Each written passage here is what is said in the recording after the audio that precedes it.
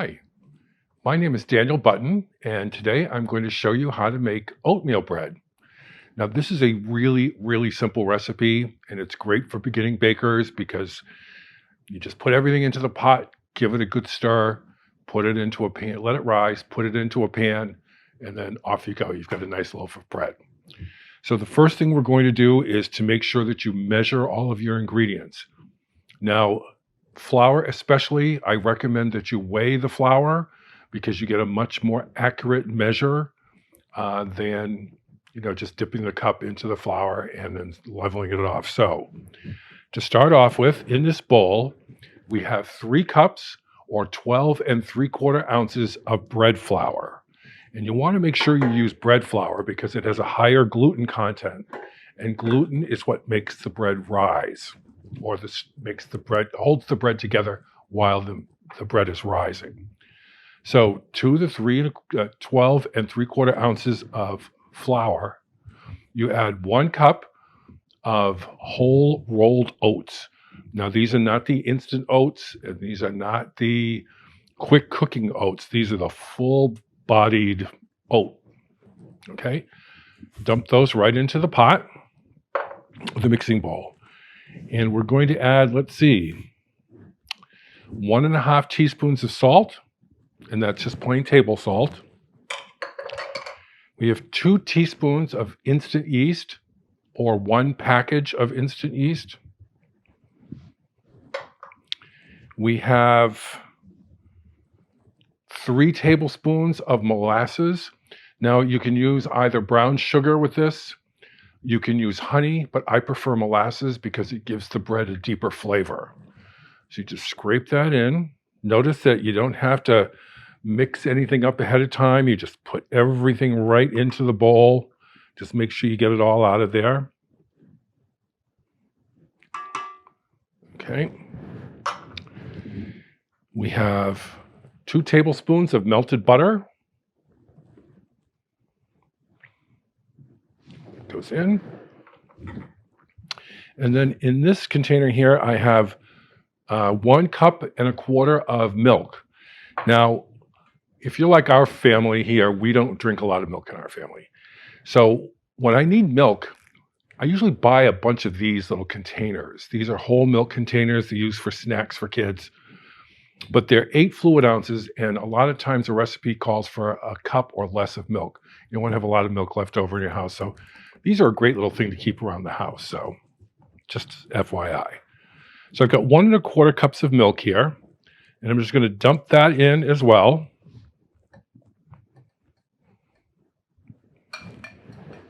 And that's it. Okay. So in order to get this going, we're going to take the dough hook. This is a dough hook. And I'm going to put it on the mixer. And I'm going to lock the mixer. And I'm going to turn this on low just to get this started. Now, you can see that this is coming together nicely. And once it's gotten to this point, you can turn the speed up a little bit. And it will begin to collect all that flour and other ingredients that are down at the bottom of the bowl. Now you might think, ooh, golly, that's awfully wet, and how am I going to be able to do anything with that? As this mixes, gluten is going to be developing, and it's going to pull all of this stuff together, and it will eventually grab onto that dough hook and start beating around the bowl here. That's the kneading process, okay? We're not going to knead this by hand because it's not necessary. But as you can see, it's already collected most of that flour, in fact, all of that flour. And I'm going to turn this a little to you so that you can see it's coming together pretty nicely. Now, at this point, we're going to knead this for 5 to 7 minutes. I'm actually going to turn it up just a little bit. So what's happening now is the dough is collecting itself around the dough hook, meaning that the gluten is developing and it's pulling itself all together. It's also cleaning the bowl. It's pulling all the dough mixture away from the sides and the bottom of the bowl to collect around the dough hook. And that means that you're getting some good gluten development.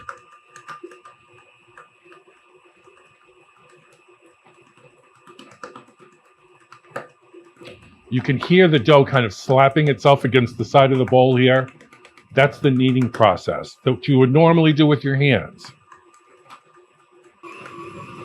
Okay, so I think this dough has gone far enough. So I'm going to shut the machine off, unlock it, and I'm going to take the dough hook off of this machine. Okay.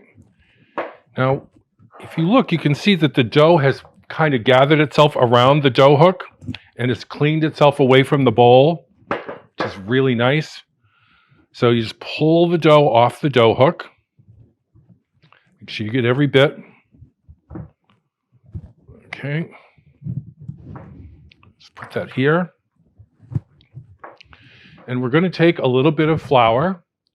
I keep a little dish, a little bowl of what's called bench flour, which is plain all-purpose flour, rather than using bread flour for this, because bread flour is kind of hard to find right now. So put a little flour down there. You don't want to use a lot. Just put a little down there. Okay? Then we're going to take this dough out of this bowl, and I'm going to use one of these. Just go and grab that dough. It's still a little on the sticky side, but that's good. Okay. Make sure you get it all. Okay. Now, put a little flour on top, a little on your hands. You want to just finish kneading it by hand. It only takes a couple of turns. But what you're looking for is you're looking for a nice tight ball with a smooth surface. Well, as smooth as you can get it with bits of oatmeal poking around out of it.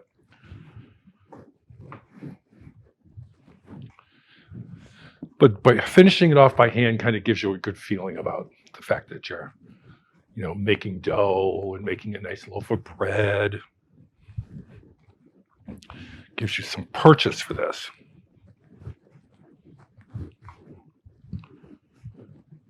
Okay. So once you get it to see how nice and smooth it is, sort of form it into a round, pat it down a little bit. And then we're going to take a bowl. Okay, I've got a nice bowl here.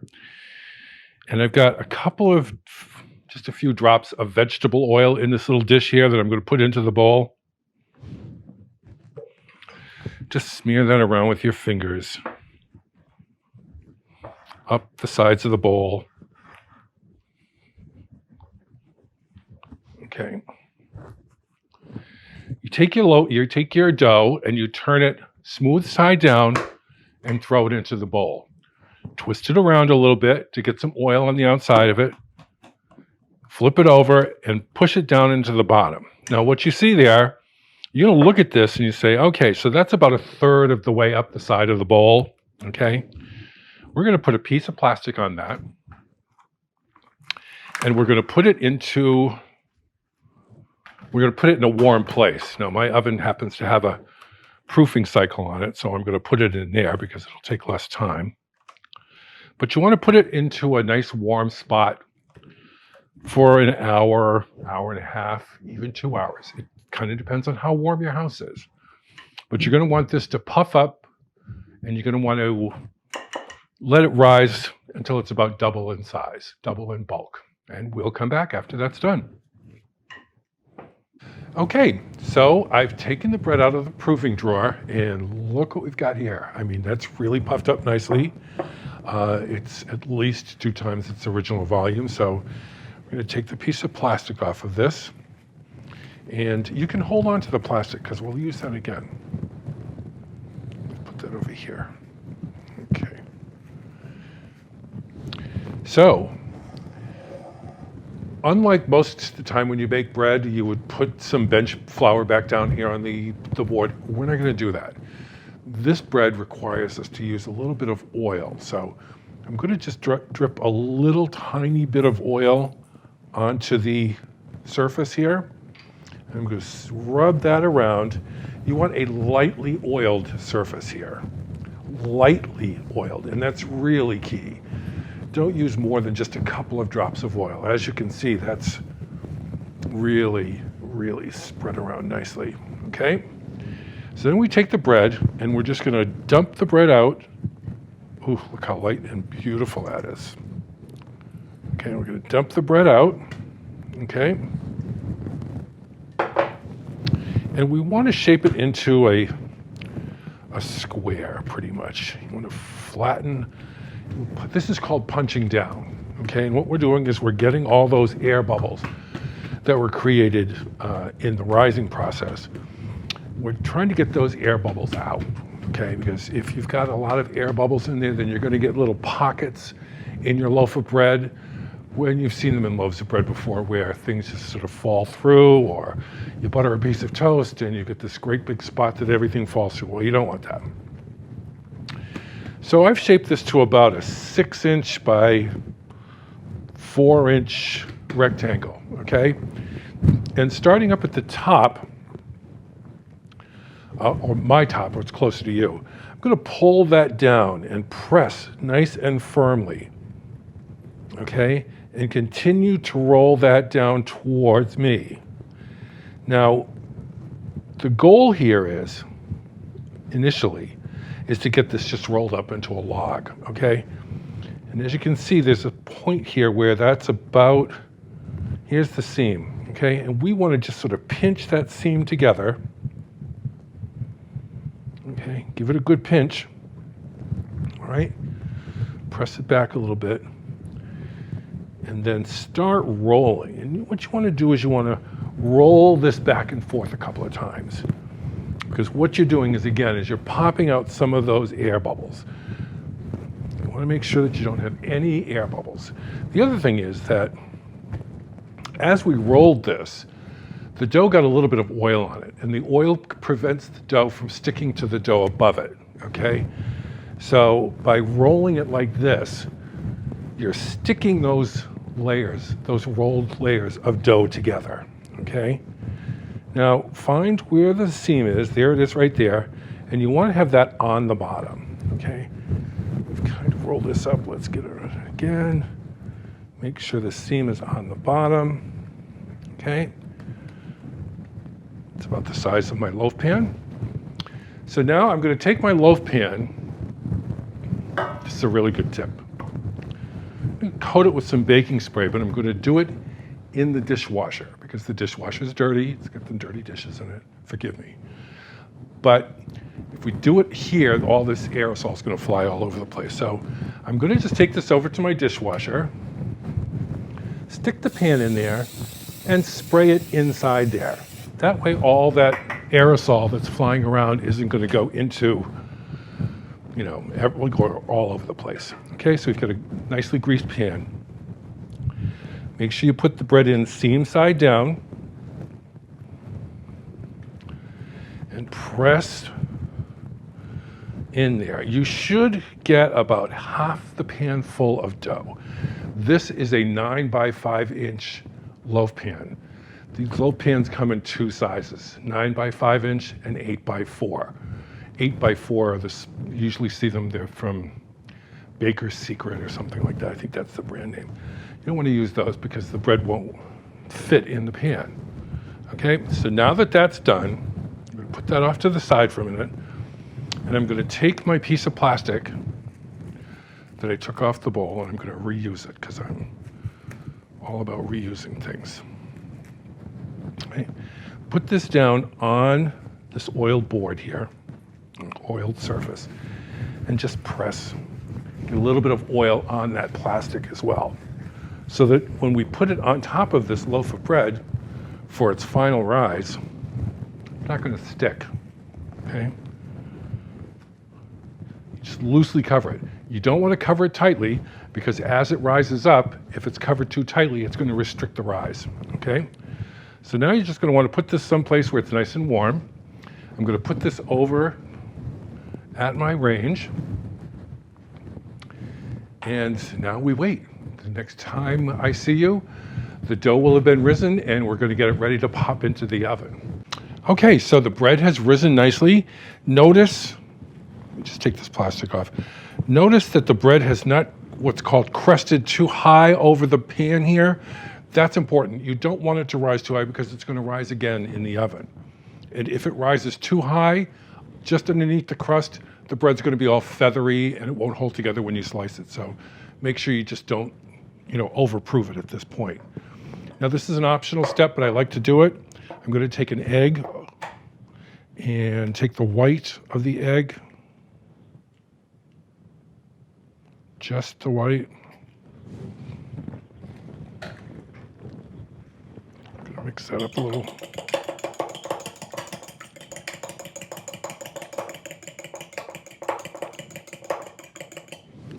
Add a pinch of salt. Beat that in. Okay. Now you take this beaten egg and you paint it lightly over the surface of the bread, okay? You don't want to put a lot of this on here because if it seeps down in the side of the bread, the bread will stick to the pan, and boy, will you have a mess on your hand trying to get this bread out. So just easy does it on that, okay?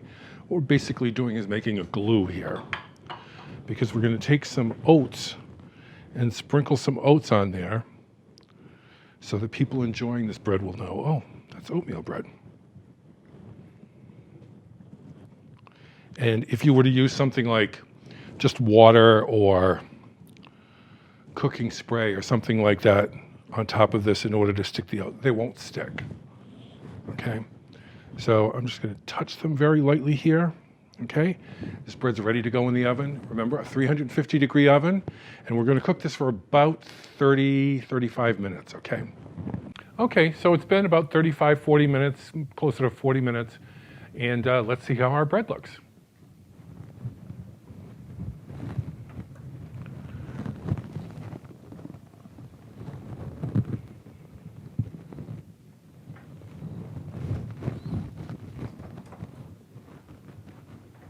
Well, I'd say that looks pretty good, but we don't know if it's done yet. It looks done, and I don't think you can hear that. Maybe you can. Sounds hollow. That's kind of a key to what most people say, but I think the best way to test it is by testing its temperature. And what we're looking for is a temperature of 200 degrees Fahrenheit. So I'm going to pop that into the bread. And that is registering 199, close enough, 199 degrees. So we're going to leave this in the pan. We're going to let it sit here for, 15, 20 minutes. What's going to happen here is the pan's nice and hot, and that's going to, through transfer heat, it's going to continue to cook the crust on the outside, the lower part of the bread. Now, after 15 minutes, you're going to want to make sure you dump this out of the pan and onto a cooling rack. If you leave it in the pan longer than 15 minutes, the moisture from the bread will make the crust soggy, okay? So you want to make sure you get it out of the pan. So we'll take it out of there, and we'll come back when it's ready to slice. Well, our bread's finally cooled, and we're able to slice it open and take a look at what's inside. Use a serrated knife. I think that's a pretty nice piece of bread there. Nice crumb, great smell. It's going to be a great sandwich bread or a great piece of toast in the morning. So if you like the recipe, go to frenchieshouseparty.com and you'll find the recipe on my Facebook page. Okay, thank you. Take us into your kitchen. Show us what's on your stove.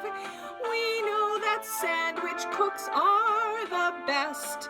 Cook us a dinner and tell us the rest of your COVID stories and setbacks. But make it yummy to die.